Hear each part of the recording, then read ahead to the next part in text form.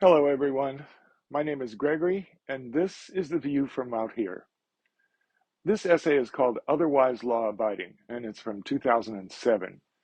You'll see here that we've been haggling over immigration at our southern border for a long time now.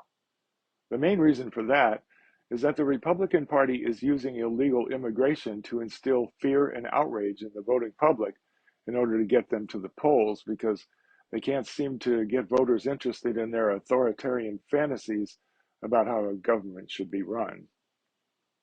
I think people should be in power because their ideas are better. This is a democracy after all. Anyway, that said, let's get into it. I thought it might be time to weigh in on U.S. immigration policy and the flood of people entering the country unannounced. I'm torn about this issue. The solution would require the entire planet to be rearranged to my specifications in order to be completely fair about it. Given that's not going to happen, I'm left to figure out what's fair given the parameters of what exists this evening. To start at the beginning, everyone everywhere is an immigrant. To untangle the mess about who is native and who is not is an anthropology investigation for another day. Dinosaurs or maybe primordial ooze are the only true natives if you want to get technical. More recently, it could be argued that the United States is composed of illegal aliens, and that would be sort of true depending upon your agenda.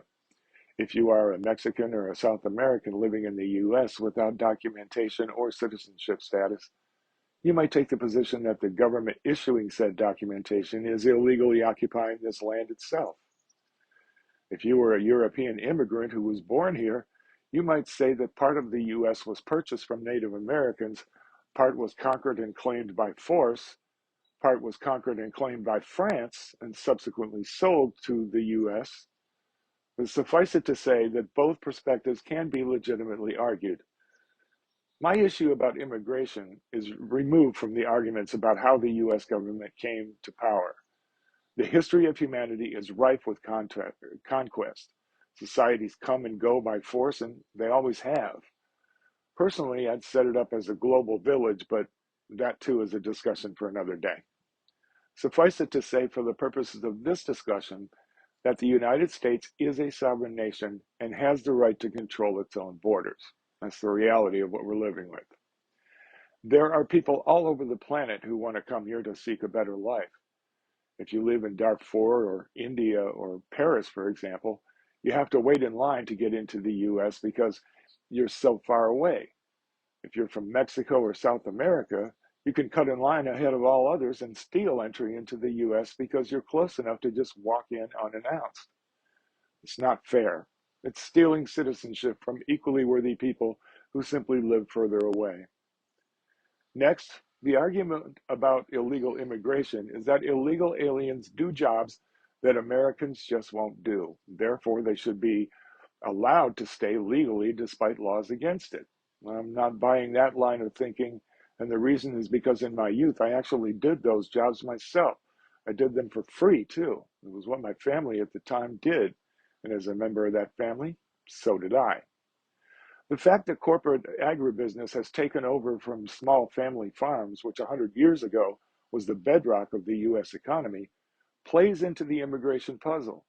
In the distant past, families usually included enough people to handle harvesting by themselves.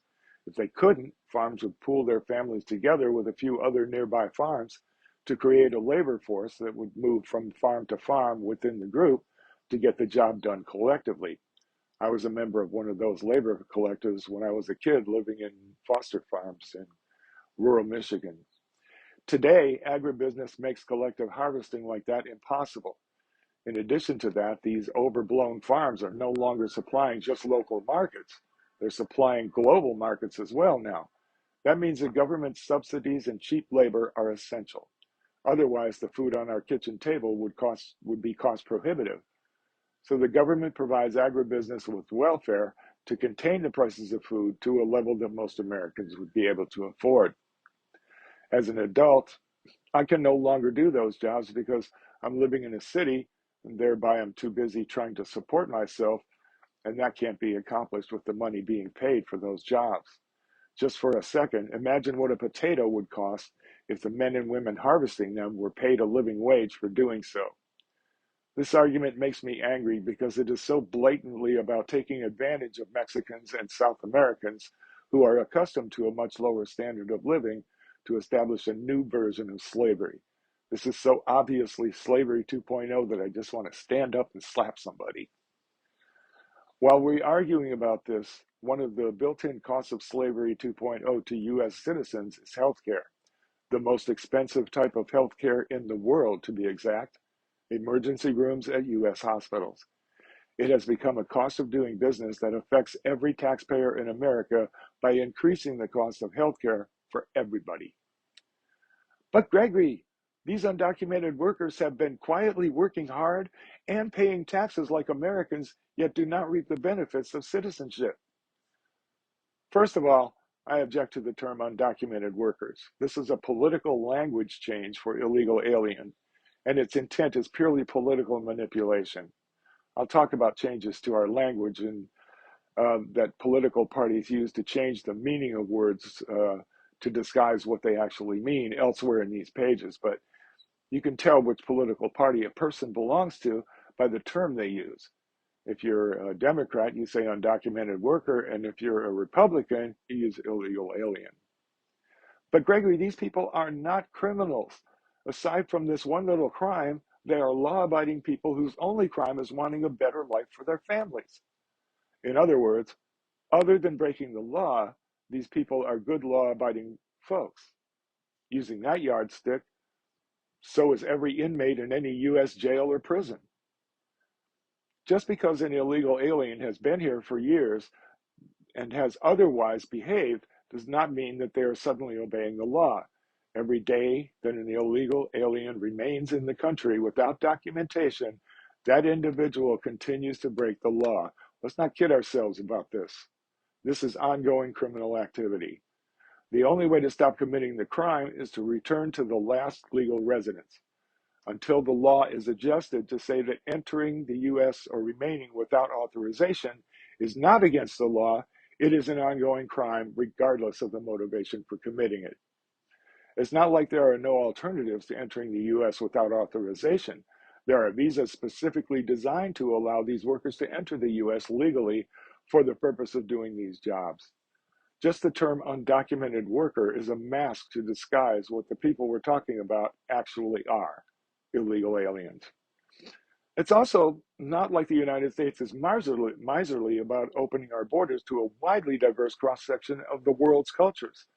The U.S. opens its borders every year to more immigrants than any other nation in the world, bar none. Should we be denied the right of sovereignty because people who live nearby are able to walk in unannounced with such ease?